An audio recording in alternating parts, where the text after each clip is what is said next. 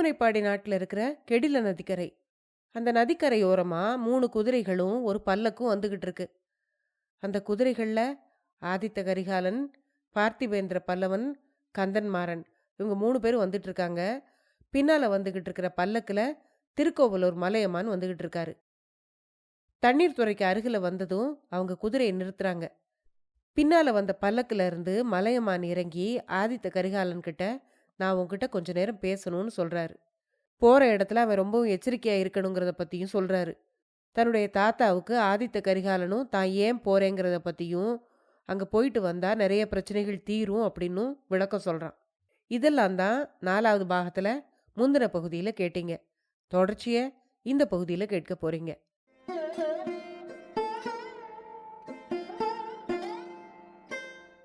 அனைவருக்கும் வணக்கம். நீங்கள் கேட்டுக்கொண்டிருப்பது கதை ரேடியோ தமிழ். அமரர் கல்கி அவர்கள் எழுதிய பொன்னியின் செல்வன் நாவலுடைய 4வது பாகத்தை கேட்டுட்டு இருக்கீங்க. இதுவரைக்கும் 3 அத்தியாயங்களை கேட்டிருக்கீங்க. 4வது அத்தியாயத்திலிருந்து இப்ப கேட்க போறீங்க. கதை ஆரம்பிக்கிறதுக்கு முன்னால சேனலுக்கு வந்திருக்கிற எல்லாருக்கும் என்னுடைய அன்பான வரவேற்புகள். இப்ப வாங்க கதைக்குள்ள போகலாம். அத்தியாயம் 4, ஐயனார் கோயில்.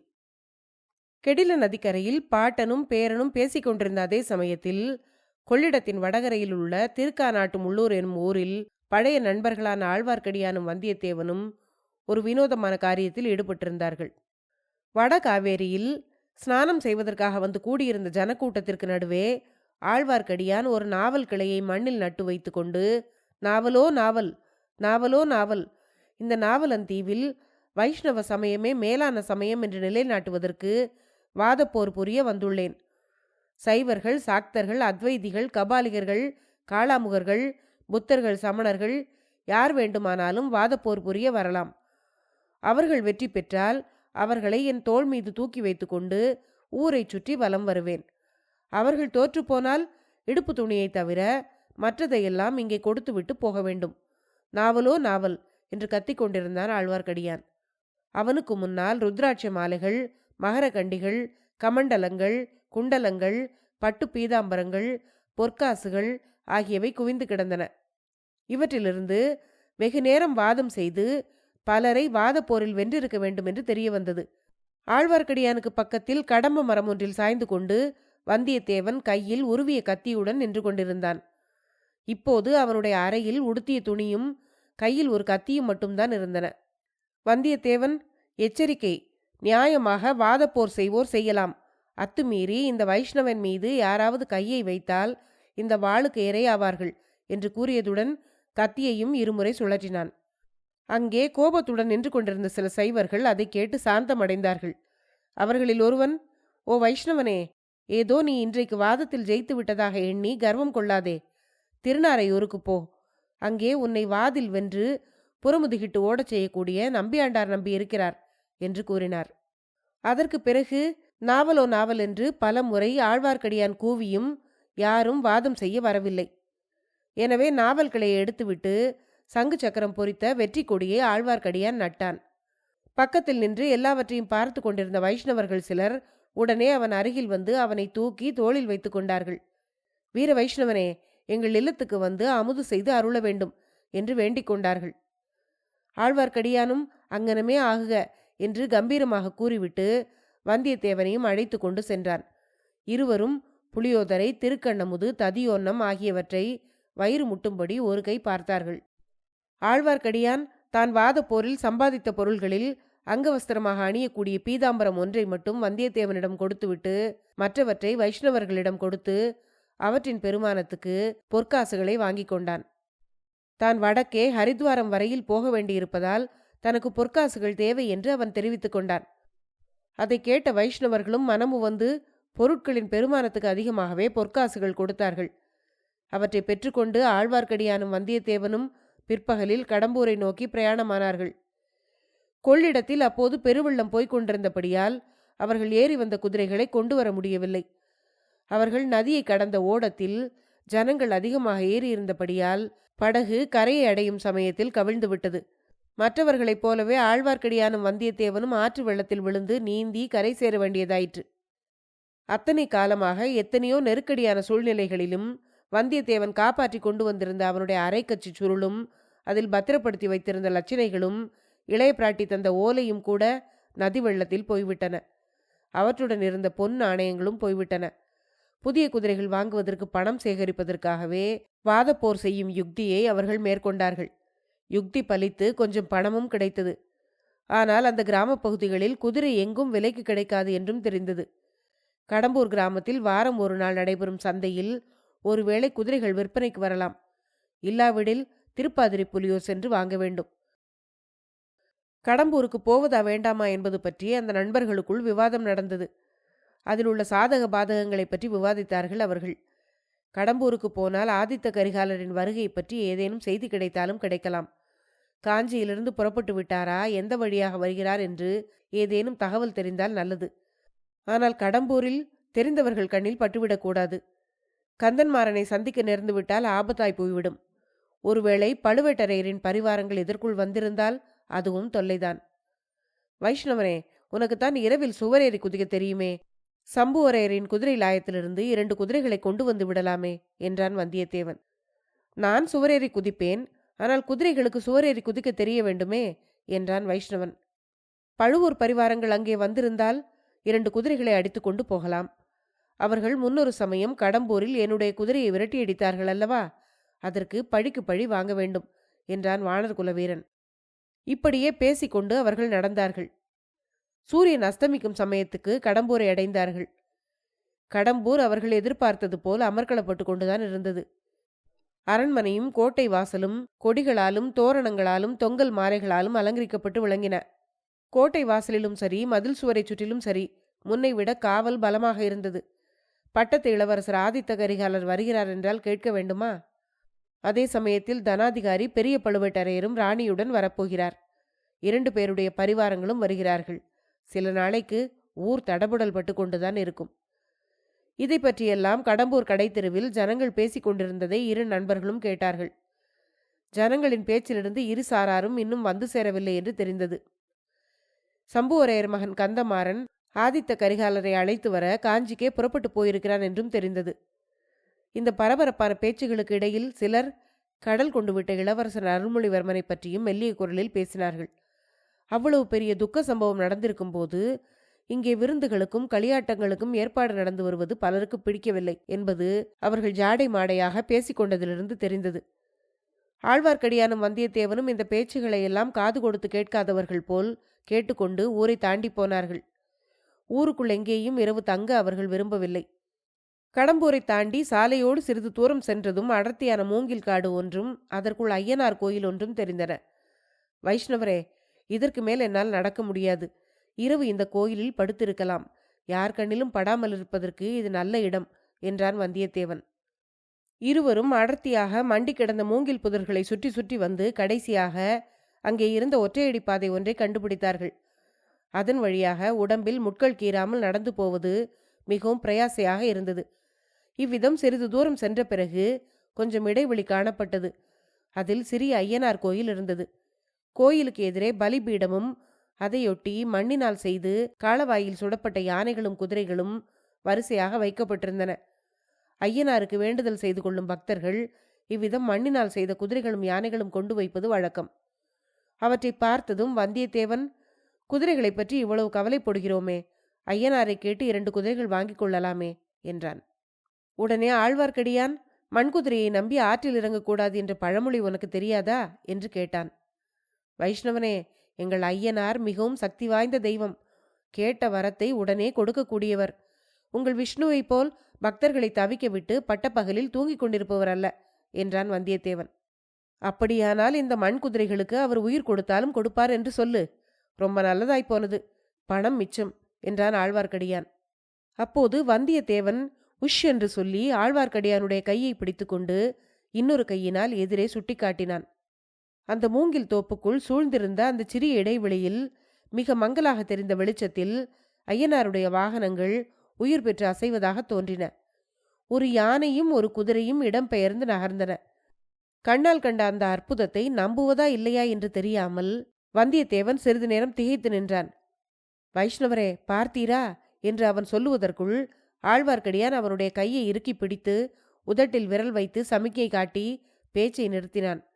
பிறகு இறுக்கி பிடித்த கையினால் வந்தியத்தேவனை பிடித்தவாறு அவனை இழுத்து கொண்டு அந்த மூங்கில் புதருக்கு பின்னால் சென்று நன்றாக மறைந்து கொண்டான். குதிரையும் யானையும் அசைந்து சிறிது விலகி கொடுத்தன அல்லவா? அப்படி விலகி கொடுத்து இடைவெளி ஏற்பட்ட இடத்தில் ஒரு மனிதனுடைய தலை மட்டும் தெரிந்தது. அந்த தலை இப்பாலும் அப்பாலும் திரும்பி நாலுபுறமும் பார்த்தது. ஐயனாருடைய பலிபீடத்துக்கு பக்கத்தில் இந்த மாதிரி ஒரு தலை மட்டும் தோன்றி நாலாபுறமும் சுழன்று விழித்த காட்சி மிகவும் பயங்கரமாயிருந்தது. எத்தனையோ பயங்கரங்களை பார்த்திருந்த வந்தியத்தேவனுடைய உடம்பே அப்போது சிலிர்த்தது. இவர்கள் பார்த்து கொண்டிருக்கும் போதே அந்த தலை எழும்பி மேலே வந்தது. ஒரு மனிதனுடைய மார்பு வரையில் தெரிந்தது. பிறகு அந்த மனிதன் முழுமையான உருவத்துடன் கிளம்பி மேலே வந்தான். சற்று நேரம் உற்று பார்த்த பிறகு அந்த மனிதன் யார் என்பதும் அவர்களுக்கு தெரிந்துவிட்டது. கடம்பூர் மாளிகையில் பணியாளனாக இருந்து கொண்டே ரவிதாசனுடைய சதிக்கும்பலிலும் சேர்ந்திருந்த இடும்பன்காரிதான் அவன். இடும்பன்காரி திறந்திருந்த துவாரத்தை அப்படியே விட்டுவிட்டு மறுபடியும் ஒரு தடவை சுற்றுமுற்றும் பார்த்துவிட்டு ஐயனார் கோயிலை நோக்கி நடந்தான். கோயில் கதவை திறந்து கொண்டு உள்ளே போனான். சிறிது நேரத்துக்கெல்லாம் கோயிலுக்குள்ளிருந்து மினுக் மினுக்கென்று வெளிச்சம் தெரிந்தது. கோயிலுக்குள் விளக்கேற்றப்பட்டிருக்கிறது என்பதை அறிந்து கொண்டார்கள். தம்பி, இதை பற்றி என்ன நினைக்கிறாய் என்று முணுமுணுக்கும் குரலில் அடியான் கேட்டான். ஐயனார் சக்தியுள்ள தெய்வம் என்று நினைக்கிறேன். குதிரைக்கு உயிர் வந்ததை பார்க்கவில்லையா என்றான் வந்தியத்தேவன். அது சரி, இப்போது வந்தானே, அவனை பற்றி என்ன நினைக்கிறாய்? அவன் ஐயனார் கோயில் பூசாரி போல் இருக்கிறது. நாமும் போய் சுவாமி தரிசனம் செய்யலாமா என்று கேட்டான் வந்தியத்தேவன். கொஞ்சம் பொறு, இன்னும் யாராவது சுவாமி தரிசனத்துக்கு வருகிறார்களா என்று பார்த்து கொள்ளலாம். இப்போதுதானே இவன் விளக்கு போட்டிருக்கிறான் என்றான் ஆழ்வார்க்கடியான்.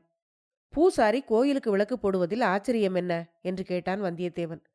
தம்பி, நிஜமாகவே அவன் யார் என்று உனக்கு தெரியவில்லையா என்று கேட்டான் ஆழ்வார்க்கடியான். நன்றாக தெரிகிறது.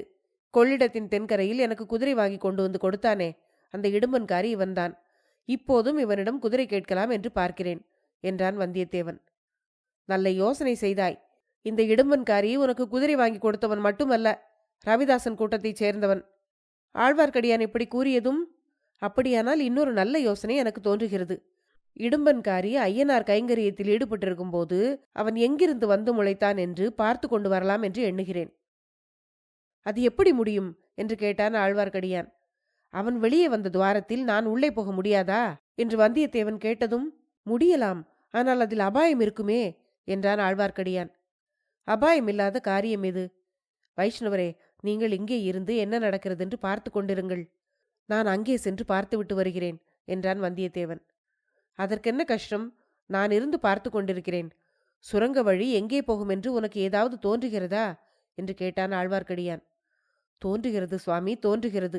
அது சரிதானா என்று தெரிந்து கொள்ள விரும்புகிறேன். அப்படி தெரிந்து கொண்டு வந்தால் ஏதேனும் ஒரு சமயத்தில் நமக்கு அது உபயோகப்படலாம். யார் கண்டது என்றான் வந்தியத்தேவன். அச்சமயம் சற்று தூரத்தில் வேறு பேச்சு குரல்கள் கேட்டன. தாமதிப்பதற்கு நேரமில்லை வைஷ்ணவரே, நான் திரும்பி வருகிற வரையில் இங்கேயே இருப்பீர்கள் அல்லவா? நான் உயிருள்ள வரையில் இங்கேயே இருக்கிறேன். ஆனால் நீ திரும்பி வருவது என்ன நிச்சயம் என்று கேட்டான் ஆழ்வார்க்கடியான். உயிர் இருந்தால் நானும் திரும்பி வருவேன். இவ்விதம் சொல்லிக்கொண்டே வந்தியத்தேவன் 4 பாய்ச்சலில் துவாரம் தெரிந்த இடத்தை நோக்கி ஓடினான். அதற்குள் இறங்கினான். மறுகணமே அந்த இருண்ட பள்ளத்தில் மறைந்தான். கோயிலுக்குள் சென்றிருந்த இடும்பன்காரி வெளியே வந்து சுற்றுமுற்றும் பார்த்தான். திறந்திருந்த துவாரம் கண்ணில் பட்டது. உடனே அவ்விடம் சென்று பலிபீடத்துக்கு பக்கத்தில் நடப்பட்டிருந்த சூலாயுதத்தை சுழற்றி திருகினான்.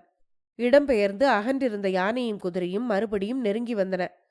துவாரம் அடைப்பட்டு இருந்த இடம் தெரியாமல் மறைந்துவிட்டது. இந்த காரியத்தை செய்துவிட்டு இடும்பன்காரி மறுபடியும் வாசல்படி அருகே வந்தான். அதே சமயத்தில் ரவிதாசன், சோமன் சாம்பவன் முதலியவர்களும் வேறு திசையிலிருந்து வந்து சேர்ந்தார்கள். ஆழ்வார்க்கடியான் மூங்கில் காட்டுக்கு பின்னால் இன்னும் நன்றாக மறைந்து கொண்டான். கோயில் வாசல்படி மேல் ரவிதாசன் உட்கார்ந்து கொண்டான். மற்றவர்கள் அவன் எதிரே தரையில் அமர்ந்தார்கள். தோழர்களே, நாம் கை கொண்ட விரதம் நிறைவேறும் சமயம் நெருங்கிவிட்டது என்றான் ரவிதாசன். இவ்வாறுதான் 6 மாதமாக நெருங்கிவிட்டது என்று சொல்லிக் கொண்டிருக்கிறோம் என்றான் ஒருவன். ஆம், அதில் தவறு ஒன்றுமில்லை. 6 மாதமாகவே அந்த நாள் நெருங்கி வந்து கொண்டிருக்கிறது. தற்போது விரல் விட்டு எண்ணக்கூடிய நாள் கணக்கில் நெருங்கி வந்துவிட்டது. ஆதித்த கரிகாலன் காஞ்சியை விட்டு கிளம்பிவிட்டான் என்ற செய்தி வந்திருக்கிறது. திருக்கோவலூர் கிழவன் அவனை தடுத்து நிறுத்த செய்த பிரயத்தனம் பலிக்கவில்லையாம். வேறு யாராவது வழியில் தடுத்து நிறுத்த மாட்டார்கள் என்பது என்ன நிச்சயம் என்று கேட்டான் ஒருவன். ஆதித்த கரிகாலன் முன்வைத்த காலை பின் வைக்கிறவன் அல்ல. இனி யார் தடுத்தாலும் கேட்க மாட்டான். அவனுடைய சகோதரி சொல்லி அனுப்பிய செய்தி போய் சேர்ந்தால் என்றான் ஒருவன். அது எப்படி சேர முடியும்? செய்தி கொண்டு போன வாலிபனைத்தான் காட்டில் கட்டி போட்டு விட்டு வந்தோமே என்றான் ரவிதாசன். அழகுதான். அவனை இன்று காலையில் கொள்ளிடத்தின் வடகரையிலே பார்த்தேன். அவனோடு நமது இன்னொரு பகைவனும் சேர்ந்திருக்கிறான். அவன்தான் அந்த போலி வைஷ்ணவன். அப்படியானால் நாம் சர்வ ஜாக்கிரதையாயிருக்க வேண்டியதுதான். அவர்கள் ஆதித்த கரிகாலனை சந்திக்காமல் தடுக்க பார்க்க வேண்டும் என்றான் ரவிதாசன். தும்பை விட்டு வாலை பிடிக்கிற கதையாக இருக்கிறது. கையில் அகப்பட்டவனை அங்கே ஒரு வழியாக தீர்த்திருக்கலாம். ராணி எதற்காக அவனை உயிரோடு விடச் சொன்னாள் என்று தெரியவில்லை. தோழர்களே, எனக்கும் அது அப்போது புரியாமல் தான் இருந்தது. அப்புறம்தான் தெரிந்து கொண்டேன். ராணி என்னையும் மிஞ்சிவிட்டாள் என்பதை ஒத்துக்கொள்ளுகிறேன். மிக முக்கியமான ஒரு நோக்கத்துடன் தான் வந்தியத்தேவனை அவள் உயிரோடு விடச் சொல்லியிருக்கிறாள். அதை நீங்கள் இப்போது தெரிந்து கொள்ள வேண்டிய அவசியமில்லை. வந்தியத்தேவனை பற்றி கவலை வேண்டாம். ஆனால் அந்த வைஷ்ணவனை கண்டால் நீங்கள் சிறிதும் தயங்காமல் உயிரை வாங்கிவிட்டு மறுகாரியம் பாருங்கள் என்றான் ரவிதாசன். அத்தியாயம் 5. பயங்கர நிலவரை. பிலத்வாரத்துக்குள் நுழைந்த வந்தியத்தேவன் சில படிகள் இறங்கிச் சென்றான். பிறகு சமதரையாக இருந்தது. மிக மிக லேசாக வெளிச்சம் தெரிந்தது. 10-15 அடிகள் சென்றான். ஏதோ வண்டி சக்கரம் சுற்றுவது போல் ஒரு சத்தம் கேட்டது. திடீரென்று இருள் வந்து கவிந்து அவனை விழுங்கிக் கொண்டது. அவசரப்பட்டு அறிவீனமான காரியத்தில் இறங்கிவிட்டோமோ? நம்முடைய அவசர புத்தி நம்மை விட்டு எப்போது போகப் போகிறது? இப்படி எண்ணிக்கொண்டே திரும்பி போய்விடலாம் என்று நினைத்தான் அவன். வந்த வழியே திரும்பினான். படிகள் தட்டுப்பட்டன. ஆனால் மேலே துவாரத்தை காணவில்லை. தடவி தடவி பார்த்தான். பயனில்லை. யாரோ மேலிருந்து துவாரத்தை மூடியிருக்க வேண்டும். வந்தியத்தேவனுக்கு வேர்த்து விறுவிறுத்து விட்டது. மேலும் பரபரப்புடன் மூடப்பட்ட துவாரத்தை திறப்பதற்கு முயன்றான். அதற்குள் எங்கேயோ வெகு வெகு தூரத்தில் யாரோ பேசும் குரல் கேட்டது. அது ஐயனார் கோயில் வாசலில் மனிதர்கள் பேசும் குரலாகவும் இருக்கலாம். இடும்பன்காரி யாரையோ எதிர்பார்த்துத்தானே விளக்கு போட்டான். அவர்கள் வந்திருக்கலாம். அது உண்மையாகுமானால் அவன் அந்த துவாரத்தை திறக்க வழி கண்டுபிடித்து வெளியேறினால் பெரும் தவறாக முடியலாம். அவர்கள் எத்தனை நேரம் அங்கே உட்கார்ந்து பேசிக் கொண்டிருப்பார்களோ தெரியாது. இடும்பன்காரியின் கூட்டாளிகளான ரவிதாசன் முதலிய சதிகாரர்களானால் நெடுநேரம் பேசிக் கொண்டிருக்கக்கூடும். அவர்கள் இங்கே எதற்காக கூடியிருக்கிறார்கள்? என்ன பேசுகிறார்கள்? என்ன சதி செய்கிறார்கள்? இதையெல்லாம் அந்த வீர வைஷ்ணவன் கவனித்துக் கொண்டிருப்பான். நாம் இங்கே மூச்சு முட்டும்படி உடம்பில் வியர்த்து கொட்டும்படி நின்று காத்து கொண்டிருப்பதை காட்டிலும் இன்னும் கொஞ்ச தூரம் உள்ளே போய் பார்ப்பதே நல்லது. துணிந்து இறங்கியது இறங்கியாகிவிட்டது. இந்த சுரங்க வழி எங்கேதான் போகிறது என்பதை கண்டுபிடிப்பது மேலல்லவா என்று நினைத்து கொண்டான். இவ்வாறு முடிவு கட்டிக்கொண்டு வந்தியத்தேவன் பின்வைத்த காலை மறுபடி முன்வைத்து நடந்து செல்ல தொடங்கினான். அநேகமாக அந்த வழி கடம்பூர் சம்புவரையர் மாளிகைக்குள் போய் முடிய வேண்டும். அந்த மாளிகையில் எங்கே போய் முடிகிறதோ என்னவோ. ஒருவேளை பொக்கிஷ அறையில் முடியலாம், அல்லது அரண்மனை பெண்கள் வாசம் செய்யும் அந்தப்புறத்தில் முடியலாம். அரசர்களும் சிற்றரசர்களும் வசிக்கும் அரண்மனைகளில் அப்படிப்பட்ட சுரங்கப்பாதைகள் இருக்கும் என்பது அவன் அறிந்திருந்த விஷயம்தான். ஆனால் ஆதித்த கரிகாலரும் மற்றவர்களும் விருந்தாளிகளாக வரவிருக்கும் இந்த சந்தர்ப்பத்தில் இவர்கள் இந்த மாதிரி காரியத்தில் பிரவேசிப்பதன் காரணம் என்ன? ஒருவேளை வேறு நோக்கம் ஏதேனும் இருக்க முடியுமோ? திருப்புரம்பியம் பள்ளிப்படை காட்டில் பார்த்ததும் கேட்டதும் வந்தியத்தேவனுக்கு நினைவுக்கு வந்தன. பழுவூர் ராணியிடம் இருந்த மீன் அடையாளம் கொண்ட வாள் அவனுடைய மனக்கண் முன்னே வந்து ஒரு கணம் ஜொலித்தது. வந்தியத்தேவனுக்கு உடம்பு சிலிர்த்தது. இந்த வழி எங்கே போகிறதென்று நிச்சயமாக தெரிந்து கொண்டால் அவர்களுடைய கொடிய நோக்கம் நிறைவேறாமல் தடுப்பதற்கு பயன்பட்டாலும் பயன்படலாம். சுரங்க வழியில் அவன் அடக்க ஆரம்பித்து சில நிமிஷ நேரம்தான் உண்மையில் ஆயிருந்தது. ஆனாலும் இருட்டில் நெடுநேரமாக தோன்றியது. காற்றுப்போக்கு இல்லாததால் மூச்சு திணறியது. அரண்மனையின் பின்பகுதியிலிருந்து நேர் வழியாக வந்தால் ஐயனார் கோயில் அவ்வளவு தூரத்தில் இருக்காது. வில்லிலிருந்து அம்பு விட்டால் போய் விழக்கூடிய தூரம்தான் இருக்கும். அது உண்மையானால் இதற்குள் அரண்மனை வெளிமதிலை அவன் நெருங்கி வந்திருக்க வேண்டுமே. ஆம், அப்படித்தான் தோன்றியது. மேலே எங்கிருந்தோ திடீரென்று வந்தியத்தேவன் மேல் குளிர்ந்த காற்று குப்பென்று அடித்தது. அவன் அண்ணாந்து பார்த்தான். உயரத்தில் வெகு தூரத்தில் வெளிச்சம் தெரிந்தது. பேச்சு குரல்களும் கேட்டன.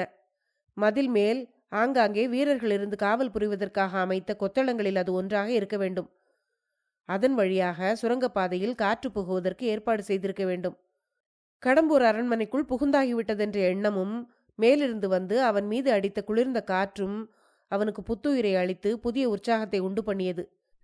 இப்படி எண்ணிக்கொண்டே நடந்தபோது அவனுடைய காலில் ஏதோ தட்டுப்படுவது போல் இருந்தது. அப்புறம் அது படிக்கட்டு என்று தெரிந்து தைரியமடைந்தான் அவன்.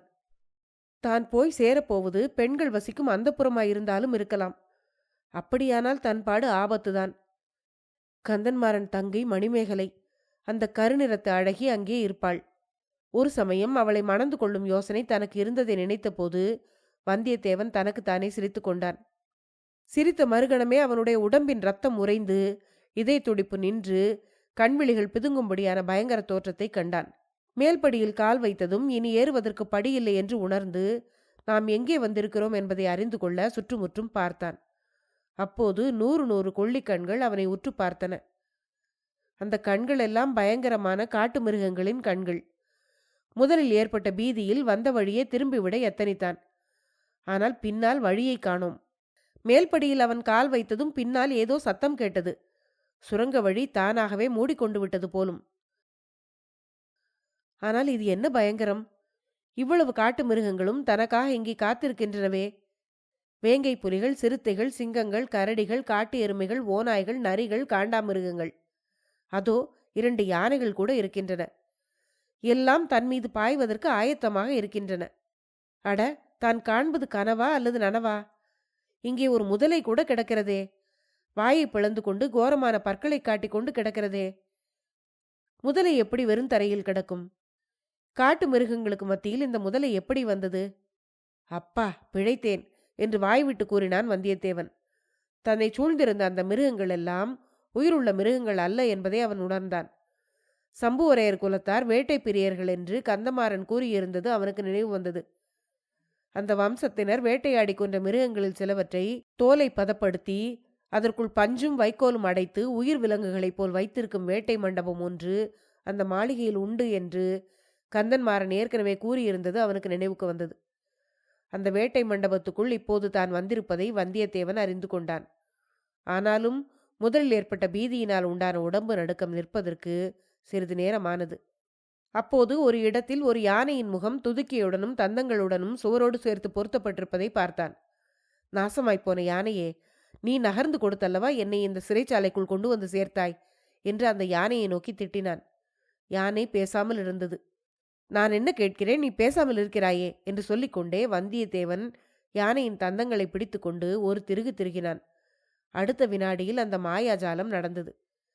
தந்தத்தை திருகியதும் சுவரோடு ஒட்டியிருந்த யானையின் காது அசைந்தது. அசைந்தது மட்டுமல்ல, மடங்கி நகர்ந்து கொடுத்தது. அங்கே சுவரில் ஒரு பெரிய துவாரம் தெரிந்தது. அடங்காத வியப்புடன் வந்தியத்தேவன் அந்த துவாரத்துக்கு அருகில் முகத்தை நீட்டி எட்டி பார்த்தான். பார்த்த இடத்தில் ஒரு பெண்ணின் முகம் தெரிந்தது. அது ஒரு இளம் பெண்ணின் முகம். கரிய நிறத்து அழகிய பெண்ணின் முகம். அந்த முகத்தில் இருந்த பெரிய கண்கள் 2ம் விரிந்து விழித்து கொண்டிருந்தன. ஆச்சரியம்! அந்த பெண்ணின் முகத்துக்கு அருகில் வந்தியத்தேவன் தன்னுடைய முகத்தையும் கண்டான். ஒரு பெண்ணுக்கு அவளுடைய காதலன் முத்தம் கொடுக்க எத்தனித்தால் எப்படி முகத்தை அருகில் கொண்டு போவானோ அந்த நிலையில் வந்தியத்தேவன் தன் முகத்தையும் அந்த பெண்ணின் முகத்தையும் பார்த்தான். ஏற்கனவே அகன்று விழித்து கொண்டிருந்த அந்த பெண்ணின் கண்கள் இப்போது இன்னும் அகலமாக விரிந்து சொல்ல முடியாத வியப்பை காட்டின. வியப்புடன் சிறிது பயமும் அந்த பார்வையில் தெரிந்தது. ஒரு கணம் அந்த பெண்முகம் அப்படி பார்த்து கொண்டிருந்தது. அடுத்த கணம் ஆ என்று சத்தமிட்டாள். வந்தியத்தேவனை திடீரென்று திகில் பற்றி கொண்டது. அந்த திகிலில் யானை தந்தத்திலிருந்து தன்னுடைய கைகளை எடுத்தான். அடுத்த கணத்தில் யானை யானையாகவும் சுவர் சுவராகவும் நின்றது. துவாரத்தையும் காணோம், பெண்ணையும் காணோம். சில்வண்டுகளின் ரீங்காரம் போல் காதை துளைத்த அந்த பெண்ணின் குரலும் கேட்கவில்லை. வந்தியத்தேவனுக்கு தன்னுடைய நெஞ்சின் படபடப்பு அடங்க சிறிது நேரமானது. தான் கண்ட தோற்றத்தை பற்றி அவன் சிந்தனையில் ஆழ்ந்தான். அத்தியாயம் 5 முடிவடைந்தது. அடுத்த பகுதியில் அடுத்து வரும் அத்தியாயங்களை கேட்கலாம். நன்றி.